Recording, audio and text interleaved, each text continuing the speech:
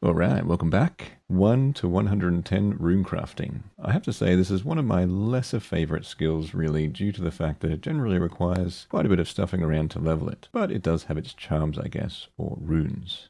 There have been a few changes since the 110 add-on that make training runecrafting a little bit less tedious. One of the fastest methods used to be making soul runes, but I'm not sure if this is still the case. I test as much as I can the real-world leveling speed of these methods and see what you can realistically achieve, and then compare them so you can decide which one you prefer. When I was first leveling runecrafting to 99, I'd spent ages in Runespan, which was kind of AFK but also weird and annoying. I have bad memories of being stuck in Runespan and don't really want to go back there. Anyway, I'll get into the XP boosting gear, and then the methods, and I'll mention my most preferred method. Let's get into the gear you can use to boost XP rates for leveling runecrafting. Items and gear for runecrafting. The XP boosting set for runecrafting is the Master Runecrafters robes, and gives the usual 1% per piece. You can start using this at 50 runecrafting. The various ethereal outfits provide boosts to a bunch of different benefits to runecrafting. Basically, they are good, and you should use them if you can get access via invention. The better version of the ethereal outfits is the Infinity Ethereal set, which not only looks pretty cool, but it does a bunch of good stuff, which I won't bother to read out, as you can see the stats here on the screen. You can make this one when you have all the other ethereal outfits, and also it saves a lot of bank space. The Wicked Hood is also quite good. That rhymes. These days the only thing I really use this for is to do my daily Viswax teleport. The Wicked Robe outfit does have some nice stats and should be used when runecrafting from 1 to 80, as it has weight reduction, free runes, teleports to the unlocked altars, and free daily essence. Rune pouches are quite annoying really. By the time you get the new one that replaces all the mini pouches, you have to be level 105 and probably are already over runecrafting. When you are leveling, you get access to various size pouches that can hold from 3 to 18 essence, so that you can craft more runes per trip. These also degrade, which is annoying, but can be repaired.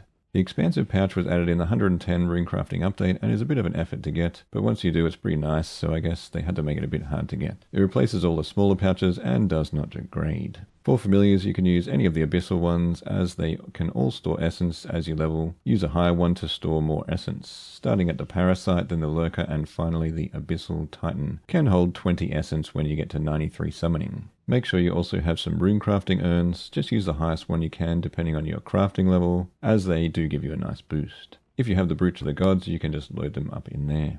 Demonic Skull can be used for Abyss runecrafting, as it increases XP by 100% and bonus by 250 to 350%. Get it from the Mage of Zamorak for 550k. Also, it tripled the chance of getting the Magical Thread, so for Abyss runecrafting you should use it. The only issue is it opts you into PvP, so it makes the run to the Mage a little bit more perilous. Just added in the last crafting update is also the Platinum Amulet, which provides a plus 20% to progress, but this is really only for higher levels, as it only works when making the Ascended equipment, the Eternal Magic Staff, Wand, and Orb. Lower priority, but still useful runecrafting items. These items are still good, but not as important as the previous items for various runecrafting boosts. The Focus Siphoning Auras, depending on the tier, can increase success rate by 3 to 15% in Runespan, so it's only really useful if you're training in Runespan. Powerburst of Sourcery doubles the runes per essence with a 2-minute cooldown. These ones have really jumped up in price lately, sitting at around 130k each. The Runecrafters Catalyst Fragment, which you can get from Saliski's Endgame, gives you a 50% chance that runecrafting pouches don't degrade, which is only useful until you get the Expansive Pouch. But if you are still leveling runecrafting, this might be a while away anyway, so it's still pretty good. If you have 82 Invention and 80 Crafting, you can make the Crystal Binding Rod for a 5% additional runes crafted. The Ring of Imbuing gives you 10% additional runes when you are using an altar, but you don't get any experience for them. If you have completed the Easy Lumbridge achievements and are crafting air, water, fire and earth runes, the Explorer's Ring gives 10% chance for additional runes. The Wilderness Sword level 3 or 4 gives a chance for the Mage of Zamorak to tele you to the center of the abyss. The Nexus Mod Relic is basically the same as the Wildy Sword, but it guarantees this tele to the center of the abyss. Underworld Grimoire grants a 2.5 to 10% chance per impure essence to craft an additional Necrotic Rune. The Passing Bracelet allows you to teleport to the Haunt on the Hill, which is very close to the Dark Portal in the city of making the Necrotic Rune runs much quicker. Insatiable Spirit Necklace uses an Anima Stones per essence to grant extra XP, but it only has 50 charges per necklace. The Amulet of the Expert gives 20% extra progress per action when imbuing, but only on ascended equipment, so it's only good for the later runecrafting levels. Relics. As mentioned before, the Nexus mod will always teleport you to the center of the abyss when tallying from the Mage of Zamorak. Shadow's Grace gives you proved mobility by reducing the cooldown of Surge, Escape Dive, Bladed Dive, and Barge by 50% if you're not using an item with the mobile perk, which does the same thing. Binding Rod. If you have 22 Invention, you can discover and create Binding Rods, which then can be used with a tool gizmo to add perks. If you have the Patience and Materials, these are probably the best perks you can add to it. Wild Runes gives a 1% chance per rank to channel the Ourania Altar, providing a random assortment of runes, which might actually end up being annoying. Maximum rank of 5. Polishing gives a 3% chance per rank for transmuting the gathered resource to a higher tier. This can go up to rank 4. Item loadout for runecrafting. I'll just show it on the screen here. What I usually use as a loadout, it's basically just all the pouches and your essence, and then fill your familiar up with essence as well, depending on the runes that you are crafting. Familiars. There are 3 familiars you should be using while training runecrafting. At 54 summoning, you can use the Abyssal Parasite, which will hold 7 essence. Then at 62 summoning, you can use the Abyssal Lurker, which holds 12 essences, and finally, the Abyssal Titan at 93 summoning holds 20 essences. Pouches. For runecrafting, you'll be using a ton of pouches, at least until 105, where you can combine them all into an expansive pouch after a very lot of grinding. Here are the pouches and where to get them. Small pouch. You can get this from completing the Abyss mini quest, and if you lose it, just ask the Dark Mage for another one. It does only hold 3 essence. Medium pouch holds 6 essence and is dropped by the Abyssal monsters. Also, you can get this from Wizard Korvac, who is in the Runecrafting Guild near the Visuax machine. He will repair the large and giant pouches for a fee, but it is better to ask the Dark Mage in the Abyss, as he will repair them all for free. He will also sell you a medium, large, and giant rune pouches, apparently. Large pouch requires 50 runecrafting to use, holds 9 essence, and you can get this from Abyssal Monsters or buy it from the Wizard Korvac. Giant pouch requires 75 runecrafting, holds 12 essence, and is also dropped by Abyssal Monsters. The massive pouch unlocks at 90 runecrafting. You can buy this from Wizard Phoenix for 1,000 runespan points. It can't be repaired and will be destroyed after 44 users, which is kind of annoying. Did I say uses or users? Usually to keep the pouches repaired every few runes, I make sure that I ask the wizard to repair in the Abyss, as it is free unless I forget, and it's very annoying and you have to go and get all the pouches again. And finally, the pouch to run them all is the Expansive Pouch, which is a massive pain to actually craft and does not unlock until 105 runecrafting and 95 divination, but it does hold 70 essence and gets rid of all the other stupid pouches, which is nice. To unlock the Expansive Pouch is quite a mission on its own and probably needs its own actual guide. But basically you combine all the lower level pouches with a Hungry Hood, and then each type of talisman, craft 10k runes, create Expansive Pouch core with 100 magical thread, which is also a massive pain to get this many, and are still selling for about 740k per thread. The price of these jumped up since Runecrafting 110 update, but I will probably do another full guide to actually upgrade this pouch. Leveling methods. So the issue with runecrafting is that it is very hands-on, as you need to do a lot of inventory management and bank runs, back and forth from each rune altar to the bank. If you want a slightly more AFK approach, you can do Runespan, which is a bit more AFK. The XP per hour in Runespan scales to your level. I remember spending many hours here as I preferred it to the rune runs. The other way is from level 3 you can start the Abyss after finishing into the Abyss mini quest. This involves doing the item loadout from the Edgeville Bank with Rune Essence, then making a run for it to the Mage who sits slightly in the wilderness, and if you have the Demonic Skull, this opts you into PvP but provides 100% XP buff for the runes created in the Abyss. Also, if you have the Wilderness Sword or the Nexus Mod, the Mage will teleport you to the center of the Abyss. The sword only provides a chance for this, where the Nexus Mod Relic does it every time. Rather than saying what to do per level, I will just mention each of the methods and a basic overview for each, and then the XP you should be expecting from each one.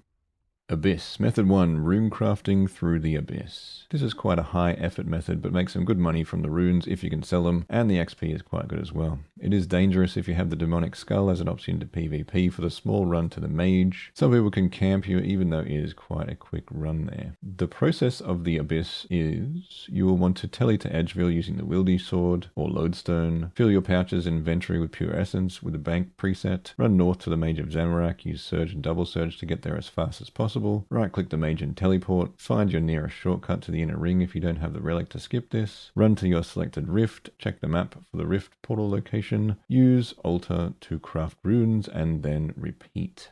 Pretty much all you want to do in your inventory is the essence pouches and the demonic skull, so if you do get PK'd you don't lose too much. You can set the pouches to be pre-filled now as well, so you don't have to bother refilling each pouch like you used to. Just save the pouches as full when you save the preset. Familiar is also preset under its own preset area, so if you are using a familiar, make sure you set that one as well. If you have the demonic skull equipped, you get 3.5 times the XP you usually would get. I think it's 100% or 250 to 300, depends on bonus XP as well.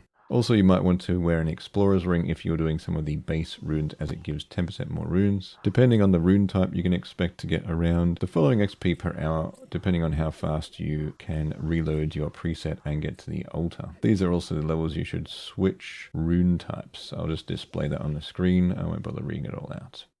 Rune crafting at the soul altar. This method is quite a bit of a high level one, so I don't even think I've unlocked it yet. You have to have completed the Fight Club quests, and I have not. I know I'm lazy, and I'll get there eventually. Using this method, you can expect to get around 226k XP per hour if not using Demonic Skull, and if 317 if you are, maybe more if you have the Expansive Pouch. The method is runecrafting at the soul altar and only unlocks at level 90, so it's a bit of a high level one. Didn't I already say that? So the way that the soul altar works is that you have to charge it with pure essence, then you can craft the soul runes. One charge is created from 4 essence, used in the charger, and then the charger can hold 100 essence, and the altar can also hold 100 charges. That's complicated. This is good as you can craft around 500 more runes per trip. The trip usually looks like this: visiting Soul Altar using the Fairy Ring CKQ up to 400 essence, Telly to Edgeville using the Wilderness Sword. If you want more XP, use a Demonic Skull, run to the Mage of Zamorak, head to the Inner Ring of the Abyss to the Soul Altar, use Powerburst of Sourcery, craft Soul Runes. Useful teleports for fairy rings for the Soul Altar method: Wicked Hood, Portable Fairy Ring, Grace of the Elves, Max Guild Portal.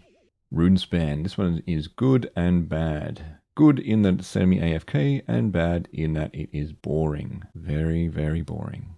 Runespan exists on the top of the Mage Tower, and there is a lower, mid, and upper level. There is so much involved in Runespan that I will just cover the basics and the XP if I can calculate it. So you head to Runespan and have to siphon creatures for essence that you can't take from Runespan, but it gives you XP for siphoning. You need essence to siphon a creature, and they give 50 when siphoned. Then you get 25 for the floating essence. You should concentrate mostly from the nodes that give the best XP rates, so wander around platforms until you find your favorite one. Use the appropriate runespan level depending on your runecrafting level. Level 1 to 33 is low level runespan. You can enter this one from the Wizard's Tower and Wicked Hood teleport. You get around 16k per hour here at the lower levels, and up to about 28k by level 33. For max XP here, use Island 16 is usually the best, and Divine and Fireball nodes are usually for best XP. For level 33 to 66 is the mid level, which you have to use the Vine ladder from the lower level or portal if you can access it. You will want to use islands. I will display on the screen for the best nodes. You will get used to which ones give the most XP, being the Jumper and the Shifter and Nebula nodes. You can get around 35-60k XP per hour using the best nodes. 66 to 99 is high level runespan. You can spend 1,000 runespan points talking to Wizard Rinzit to change the mid portal to the upper level. Also, if you see Yellow Wizard, you can get 100 and 150k XP per hour doing those events there. So you may as well do them when you see them. With 66 runecrafting, stick to the following islands I will show on the screen here. And from 90, use the following islands. Basically, you should stick to the best nodes for your level, which are Undead Soul, Bloody Skulls, Living Soul, and the Blood Pool. The gear and items for Runespan, these are really helpful when runespanning, when you can unlock them. The Ethereal outfit is great. Decorated urns with Urn Enhancer, an augmented item with Wise Perk, Torstell Instant 6, Master Focus Siphoning Aura, and Extreme Runecrafting Flasks. Man. Crafting Necrotic Runes. So a semi-newer method for leveling was introduced when Necromancy was added, and this is the crafting of Necrotic Runes. If you're 24 Necromancy, you can start with Spirit Runes, then Bone Runes at level 20, Flesh Runes at 40, and Miasma Runes at 60. I did do a few test runs, and it is quite hard to tell the XP per hour, but it is a very easy method of leveling, and you can do it from pretty much level 1. So I would actually probably prefer crafting Necrotic Runes to all the other methods, and the runes actually sell quite well well as well. So if you get the passing bracelet, you can easily tele to the haunt on the hill and run to the portal there to craft the runes, so the runs are really quick.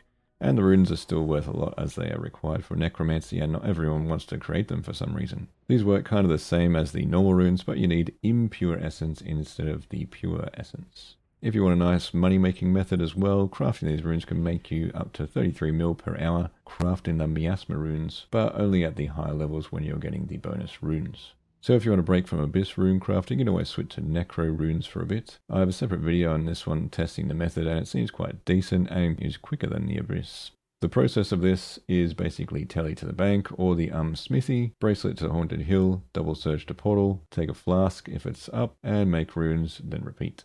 Other methods of rune crafting. You can also make rune pouches. This is a nice one, crafting the rune pouches. You should stock up on magical threads if you can. Then at 50 rune crafting, you can make the small sealed pouch. You can get about 2.7 million XP per hour making these, but the materials are a bit expensive. As we were talking about 40 billion per hour if you're buying the materials here. So unless you're mega rich or stock up on the mats, it's not really a very viable method. Sealed large rune pouches are unlocked at 90, and they are 18 mil XP per hour, losing about 29 billion per hour. And the grasping rune pouches are so hard to craft that it's not really a viable method, as the mats are very hard to get, but you could get 13 mil XP per hour and 17 mil profit if you could get all of the materials. Also I have to mention protean essence. If you have spare protean essence, it is a nice way to level rune crafting, but will depend on your supply. And also it's usually best to wait for double XP to use this. Ourania Runecrafting Altar.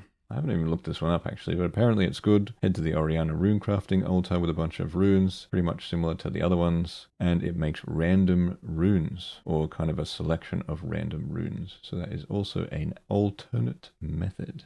Eternal magic items. So from 100 runecrafting, you can start making the eternal magic items, which is also kind of linked to fletching, as you can make the base external magic orb, wand, and staff using fletching. And then take these to the altar and add essence to level them up. Apparently this is good at XP if you sacrifice them at the end, but I have not had much experience with this one, so I can't really rate the XP. I haven't tried this method yet, but I'll cover it more detail in another guide. Anyway, that is all that I know so far about runecrafting. I think for me, my most preferred method is probably necro runecrafting, even though it's not very AFK. Anyway, thanks for watching, like and subscribe, and I'll see you in the next one.